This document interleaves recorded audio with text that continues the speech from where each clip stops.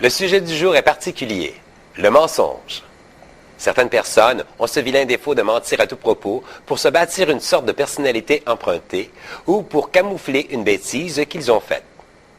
Sachant que l'univers agit toujours selon ses lois, la personne attirera des menteurs dans son entourage immédiat ou subira des désagréments lors de certaines négociations parce que les personnes avec qui elle transige sont aussi peu respectueuses de la vérité.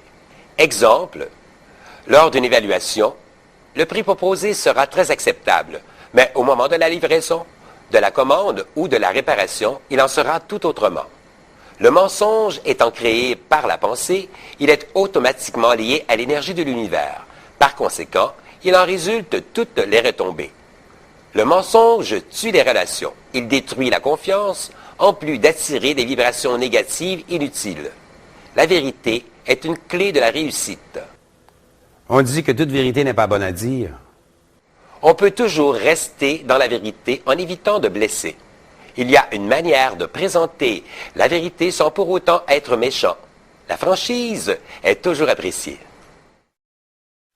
Que dis-tu du mensonge diplomatique? Le mensonge diplomatique est aussi une infraction aux lois de la morale. Mais, dans certains cas, vaut mieux maquiller la vérité sans pour autant mentir. Comment distinguer un mensonge diplomatique d'un vrai mensonge? L'univers active toujours le processus énergétique selon l'intention du cœur, soit en réserve, soit en restriction sur l'avenir.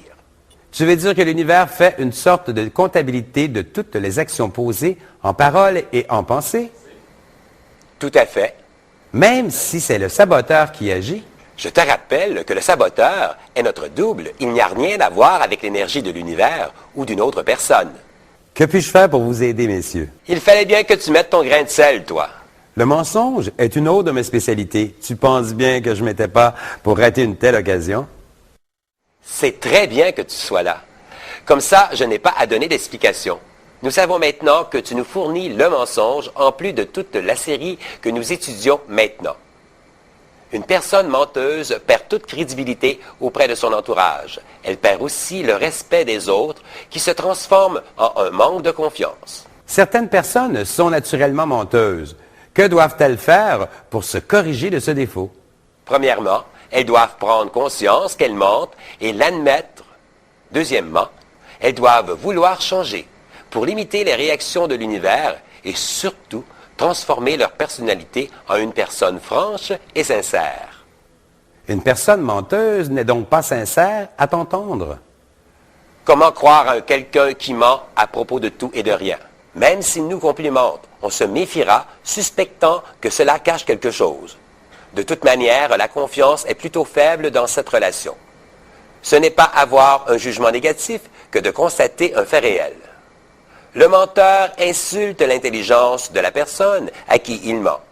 Il la croit privée de perspicacité et de discernement.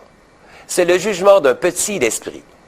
Comme exercice aujourd'hui, faites parvenir un bouquet de roses rouges à une personne avec laquelle vous êtes présentement en conflit suite à un mensonge. Soyez heureux. Ciao!